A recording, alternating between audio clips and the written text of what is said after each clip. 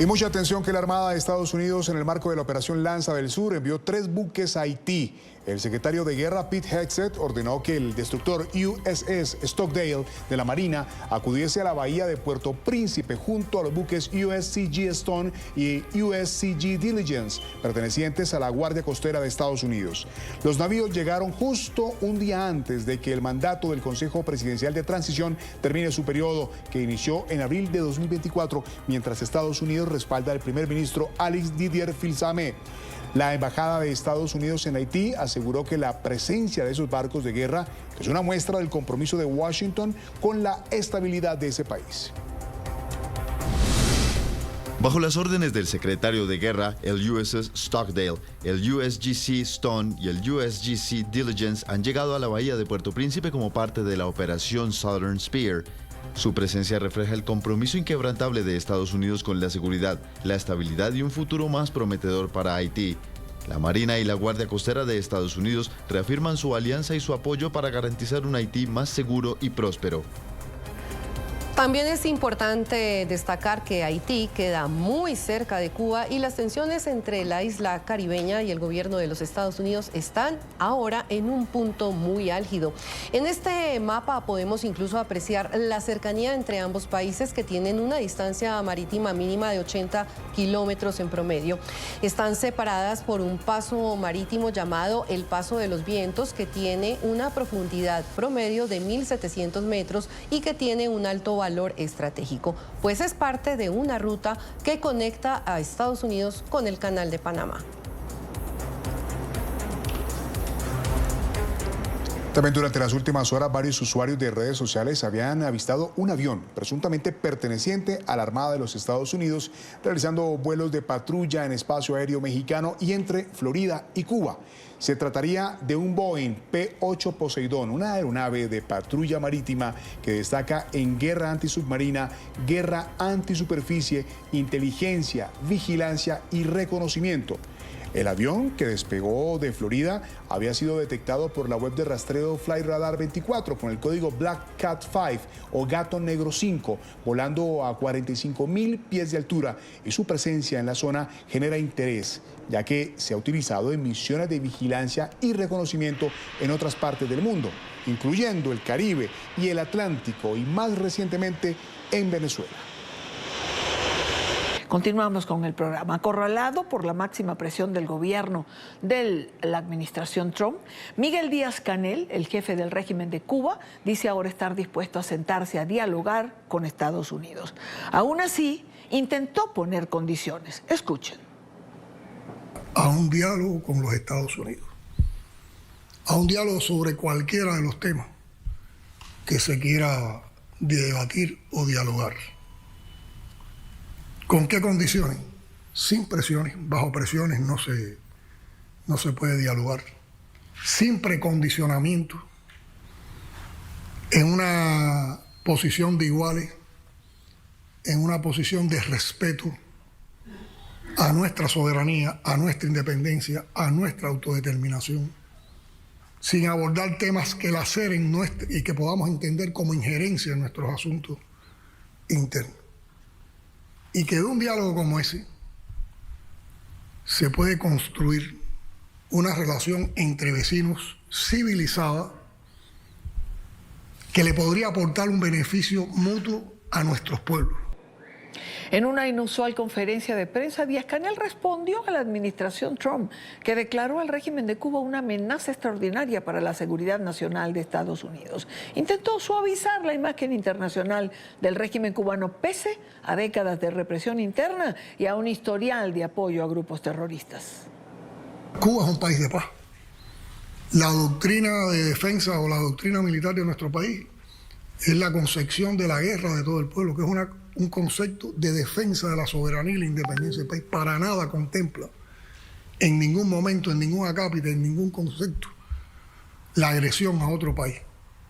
Nosotros no somos una amenaza para los Estados Unidos. Ahora, los que constantemente están hablando de agresiones, sobre todo han levantado la retórica insultante sobre la posible agresión a Cuba, ha sido el gobierno de los Estados Unidos en estos momentos. Los revolucionarios sabemos lo que vale defender una revolución. Nosotros no protegemos terroristas. No hay fuerzas militares en Cuba de otras naciones ni de otras agrupaciones. No hay bases militares de otros países en Cuba. Tenemos cooperación militar y acuerdos de cooperación militar con países amigos, con aliados, pero para nada eso significa que haya bases militares en Cuba. En Cuba, como decía Legañoa, sí hay una base militar. Una ilegal base militar. ¿Y de quién es? Es una base ilegal norteamericana en el suelo de la provincia cubana de Guantánamo, en contra de la voluntad del pueblo cubano.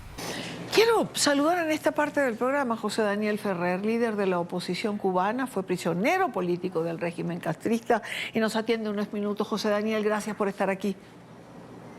Gracias a ti por invitarme, Idania. Siempre es un placer estar contigo y con NTN 24, así que saludos a la teleaudiencia en todo el continente. José Daniel, ¿obliga la crisis por la que está atravesando Cuba, esta apertura, entre comillas, anunciada por Díaz-Canel, esto de estar dispuesto a sentarse en la mesa de negociación o a una conversación de igual a igual con Estados Unidos?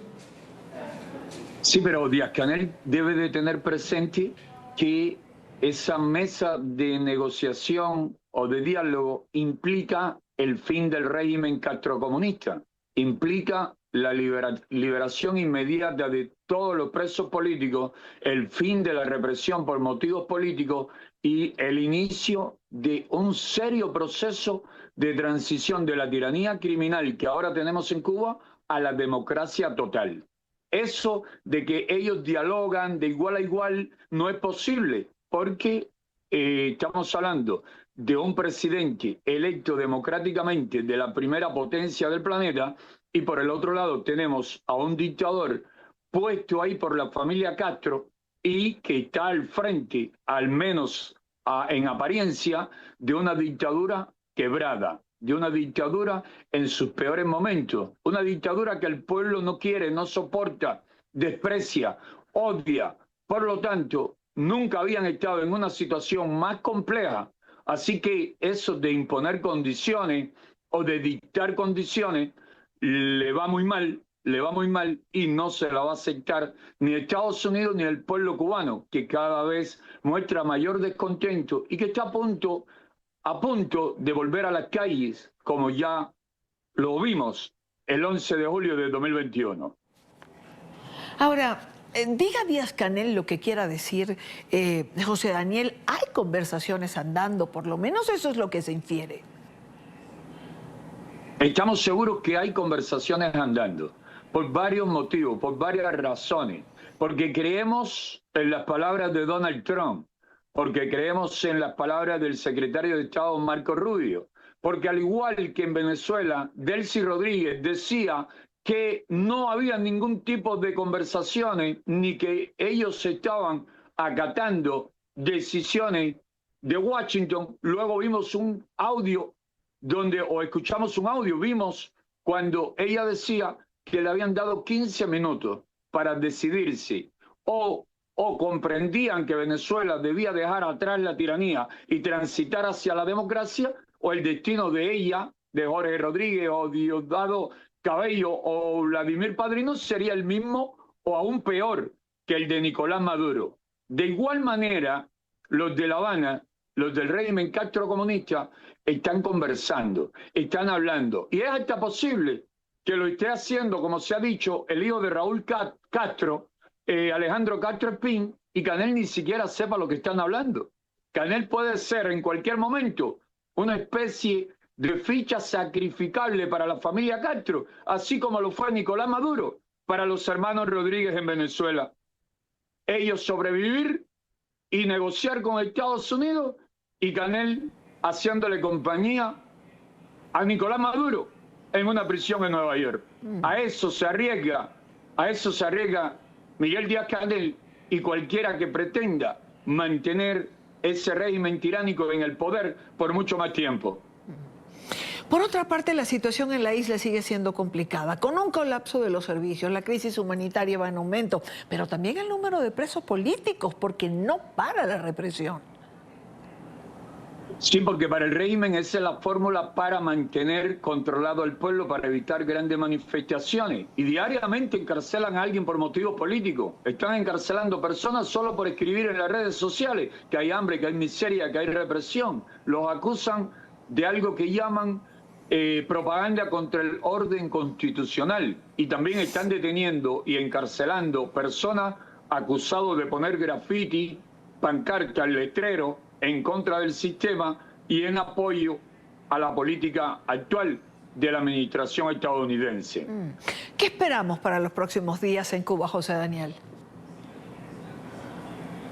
Sí, lo que esperamos para los próximos días es mayor descontento de la población, mayores manifestaciones en diferentes partes de Cuba, mayores presiones desde los Estados Unidos, pérdida de aliados por parte del régimen, van a seguir perdiendo aliados, porque esto de la medida que declara el decreto presidencial, la orden ejecutiva que declara emergencia nacional en Estados Unidos, porque se considera al régimen castrocomunista una amenaza inusual y extraordinaria por sus relaciones con regímenes enemigos de los Estados Unidos, con organizaciones terroristas, por su implicación incluso en el narcotráfico durante mucho tiempo para afectar a los Estados Unidos y por las graves violaciones a los derechos humanos en Cuba, hacen que el régimen tenga que comprender, los de la alta dirección de la tiranía, que esto no es juego, que están ante una situación nunca antes vista. Un pueblo que no le quiere, que no le tolera, que los desprecia, que los aborrece, y una administración estadounidense muy firme que le está diciendo a sus aliados: o dejan de apoyar y de cooperar con el régimen castrocomunista, o les vamos a imponer aranceles si le envían petróleo, en el caso de socios comerciales como México, como Claudia Sheinbaum. Pero también la política estadounidense va dirigida a la Unión Europea, o entienden que esas acciones que favorecen al régimen castrocomunista no pueden continuar, porque ustedes siempre están pidiendo apoyo a Estados Unidos para defenderse de Rusia, como hicieron en un tiempo para defenderse de la Unión Soviética, de Stalin, y antes de Adolf Hitler y de los nazis. De esa misma manera, ustedes no pueden continuar ahora favoreciendo a un enemigo declarado de Estados Unidos, de Ucrania y también de la Unión Europea. Un enemigo de la libertad y la democracia en América Latina, pero también en Europa y en otras partes del mundo. El régimen cubano apoya la invasión a Ucrania, es aliado estratégico, según ellos mismos, de Vladimir Putin. Y envían mercenarios cubanos, así como había un mercenario cubano manteniendo el control en Venezuela para tener abundante y gratis petróleo, así mandan mercenarios a Rusia para que Rusia los favorezca.